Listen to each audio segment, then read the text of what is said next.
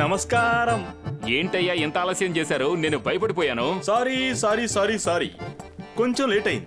రాత్రి double show వేసాం ఆ ప్రొద్దుటూరులో. ఏ ఊళ్ళో? ఆ ప్రొద్దుటూరులో సెకండ్ షో పూర్తయ్యేటప్పటికి పొద్దు పొడిచింది. మీరేం భయపడకండి, ఫుల్ స్క్రిప్ట్. ఈ ఆర్టిస్టులందరూ ఆర్టీసీ బస్సులో వచ్చేటప్పుడే బట్టి పట్టేశారు. ఎప్పుడు చెప్పాలో నేను చెప్తాను, అప్పుడు చెప్తా చాలు. Okay, everything is fine. గురు నమస్కారం. నమస్కారం. వీళ్ళంతా ఎవరు? వీళ్ళంతా మీ కొత్త బంధువులు.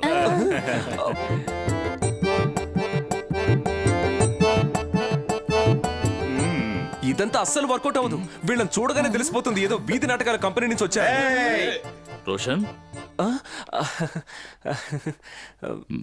వీళ్ళేనా మీ బంధువులు? కాదు. అవును అవును, వీళ్ళే ప్రస్తుతానికి మా బంధువులు. వాళ్ళే పరిచయం చేసుకుంటారు.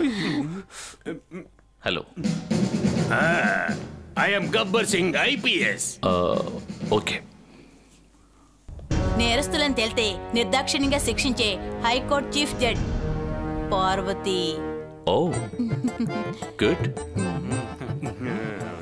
I am major Chandrakant. అయ్యో, మరో పేరే దొరకలేదా వీడికి? I am Jonnalagadda Prasad.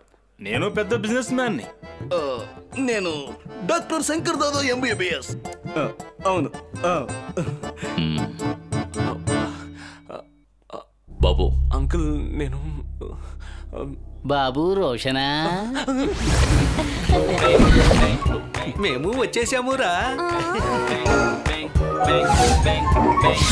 What a family, what a family, what a family. ఎందుకు వాళ్ళెవరు? అది వీళ్ళంతా నా ఫ్యామిలీ. అంటే వీళ్ళు మా నాన్న వైఫ్ ఫ్యామిలీ, వీళ్ళు మా అమ్మ వైఫ్ ఫ్యామిలీ.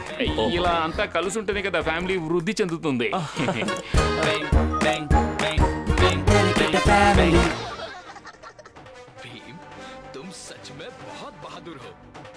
ఇక్కడ మీ అందరికీ రోజుకి 1000 రూపాయలు జీతం ఇస్తారు.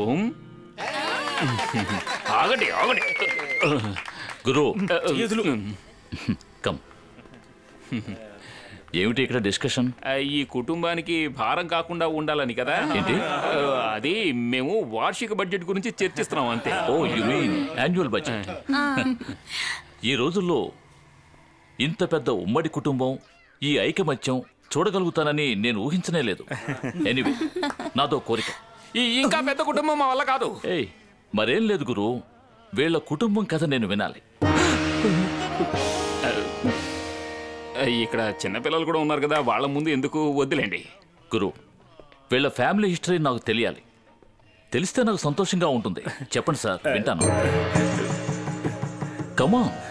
అది కథ డెవలప్ చేయడానికి కొంచెం టైం కావాలి. ప్రాబ్లం ఏం లేదు.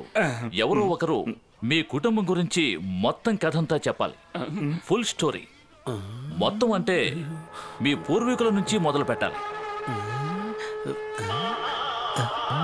మహాభారత్.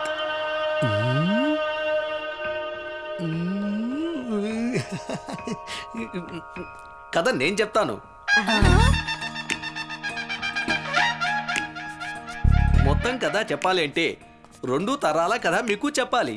అదే కదా నేను అడిగింది. చెప్పు, కమాన్.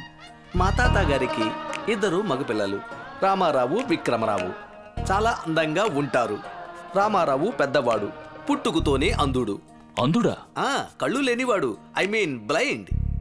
అయితే రామారావు రవీంద్ర భారతి, లేదు భారతి అనేవాడిని పెళ్లి చేసుకున్నాడు. విక్రమరావు మా నాన్న దుర్గాదేవిని పెళ్లి చేసుకున్నాడు. దుర్గాదేవికి 5 పిల్లలు. 5వ వాడిని నేనే. రామారావు పెద్దనానికి 101 మంది పిల్లలు. 101 మంది? 11 మంది. మేము పెరిగి పెద్దవాళ్ళు అయ్యాం. అప్పుడు సుబ్బారావు అన్న వెళ్లి భార్గవి వదిన్ని పెళ్లి చేసుకున్నాడు. ఆ తర్వాత మేమందరం భార్గవి వదిన్తో సంతోషంగా ఉన్నాం. మాకు ఏ సమస్యలు లేవనుకున్నాం. తర్వాత పేకాటలో అస్సలు సమస్య మొదలైంది. తర్వాత మా కుటుంబాల మధ్య ఎప్పుడూ పోటీ జరుగుతూనే ఉండేది. 24 గంటలు, చెప్పాలంటే డైలీ సీరియల్ లాగా. చివరికి అందులో డబ్బు ఆస్తులు కూడా పెట్టారు. అయితే మేము ఓడిపోయాం. చివరికి అన్నీ కోల్పోయాం. ఆఖరిగా పెట్టడానికి మాకు ఏమీ మిగల్లేదు. అప్పుడు పెద్దన్నయ్య భార్గవతిని పణంగా పెట్టి పోటీలో దిగాడు. నా భార్యనా? ఇందులో మీరెవరూ ఫీల్ అవ్వాల్సిన అవసరం లేదు. కథ చెప్పేప్పుడు మొత్తం చెప్పాలిగా. అందులో మేము ఓడిపోయాం. వాళ్ళు భార్గవతిని చీర పట్టుకుని లాగేశారు.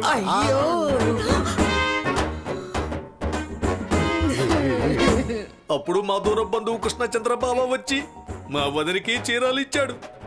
అప్పుడు అక్కడి నుంచి వెళ్ళి దుబాయ్లో 14 ఏళ్ళు జీవించాం, వనవాసం. ఆ తర్వాత ఇల్లు కట్టుకున్నాం. ఆ తర్వాత మా కుటుంబం వాళ్ళు మళ్ళీ గొడవకొచ్చారు. చివరికి యుద్ధం జరిగింది, దారుణమైన యుద్ధం. అదే గొడవ, విపరీతమైన గొడవ. కురుక్షేత్రంలో యుద్ధకాండలో ఫుట్బాల్ గ్రౌండ్ లో పెద్ద కొట్లాట. చివరికి మా ముత్తాత బాణం తగిలి పడిపోయాడు. బాణం తగిలా? కాదు, కర్ర తగిలి పడిపోయాడు. అయినా చావలేదు.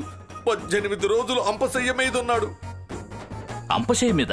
అదే ఐసీయూలో. అప్పటికి కూడా మా ముత్తాత గొడవ కొనసాగించమన్నాడు. చివరికి మేము గెలిచాం. తర్వాత గొడవలు లేకుండా సంతోషంగా ఉన్నాం. ఇదేనండి మా కథ. ఈ యొక్క అవకాశం కల్పించినందుకు మీ అందరికీ కృతజ్ఞతలు తెలుపుకుంటూ సెలవు తీసుకుంటాం. గురు, ఓసారి ఇలా అంకుల్. అది గురు, రే ఏంట్రా మూర్ఖుడ ఈ కథ చెప్పేశావు? ఈ దేశంలో మహాభారతం చెప్పిన వాడిని మూర్ఖుడని నువ్వు ఒక్కడివే అన్నావు. నిన్నెవర్రా మహాభారతం కథ చెప్పమని? లేకపోతే యమదొంగ కథ చెప్పనా? పురాణాల మీద గౌరవం ఉన్నవాడిని అవమానించకండి. Be careful. ఏంటి గురు ఇది? ఎంతో మంచి కుటుంబం అనుకున్నాను. ఇదేమిటి? బంధువుల మధ్య ఆస్తి గొడవలు, కేసులు, 18 రోజుల పాటు కొట్టుకోవడం, పేకాట, ఆ ఆట కోసం ఆడవాళ్ళను పణంగా పెట్టడం. What the hell is this and what nonsense is happening here? అయ్యో, అతను చెప్పింది 2 తరాల ముందు కదండి. అయినా సమస్యలు లేని కుటుంబాలు ఉంటాయా? అంబానీ కుటుంబంలో సమస్యలు లేవా? అందుకని వాళ్ళ కుటుంబం గొప్ప కుటుంబం కాదని చెప్పగలమా? అనవసరంగా అవన్నీ పట్టించుకోకండి. ఇప్పుడు కుటుంబం చాలా క్లీన్గా ఉంది. పాత విషయాల గురించి ఎందుకండి ఆలోచించడం? మనం అలా చూసామంటే ఎవరి బ్యాక్గ్రౌండ్ కరెక్ట్గా ఉండదు. ప్రతి కుటుంబానికి ఏదో ఒక లొసుగు ఉండి తీరుతుంది. మీరు కోరుకున్నట్టుగా ఎవరి మీద ఎలాంటి పోలీస్ కేసులు లేవు. వాళ్ళందరూ చక్కని స్టేటస్లో ఉన్నారు. అన్నిటినీ మించి జాతకాలు 2 బాగా కలిసాయి. అందువల్ల ఓకే అనండి, ఓకే అనండి, లేదంటే నేను ఫినిష్. అయినా పొద్దున్నే వాకింగ్ అంటూ తీసుకొచ్చాడేంటి? దామోదర్జీ, ఇప్పుడు ఎక్కడికి వెళ్తున్నావు?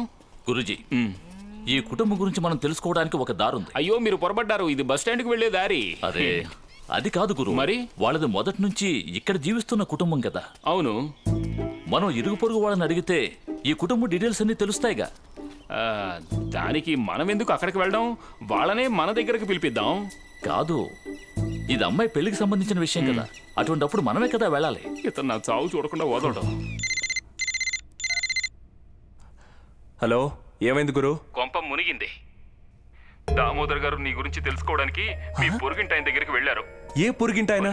మీ ఇంటి దగ్గరలో ఉన్న పూజారింటికి. తర్వాత త్వరగా ఏదో వచ్చి, లేదంటే నేను చంపేస్తాడు. సాగర్ బాయ్, మన బాయ్స్ ని పిలు. నమస్కారం.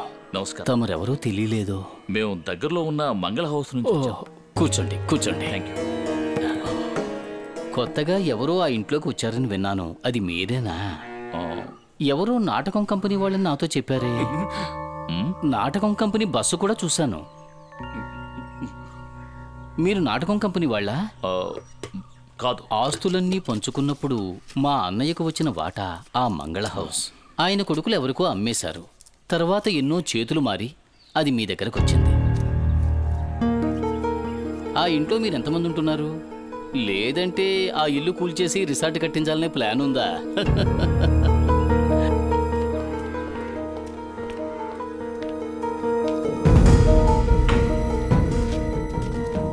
దేవుడా, ఈ పెళ్ళయ్యేలోగా నేను చావడం ఖాయం. ఎందుకంటే మీరు ఆ పిచ్చి పూజారింటికి వెళ్ళొస్తున్నారు? పిచ్చి పూజారా? అవును, ఎన్నో ఏళ్ళగా ఆ పూజారికి పిచ్చుంది. నేను నా చిన్నప్పటి నుంచి ఆయన్ని చూస్తున్నాను. వంశపారంపర్య వ్యాధట. ఈ పిచ్చి కుటుంబ కథని కొన్నేళ్ల క్రితం పిచ్చి పూజారి అనే పేరుతో సినిమా కూడా తీశారు. అదేమో 100 రోజులు ఆడింది. నమ్మలేకపోతున్నారు కదా? తనని చూస్తే పిచ్చోడని ఎవ్వరూ అనుకోరు. ఊరికే ఏడుస్తూ ఉంటాడు. అదిగో వినండి. ఆ వెంటనే నవ్వుతాడు. అదిగో విన్నారా?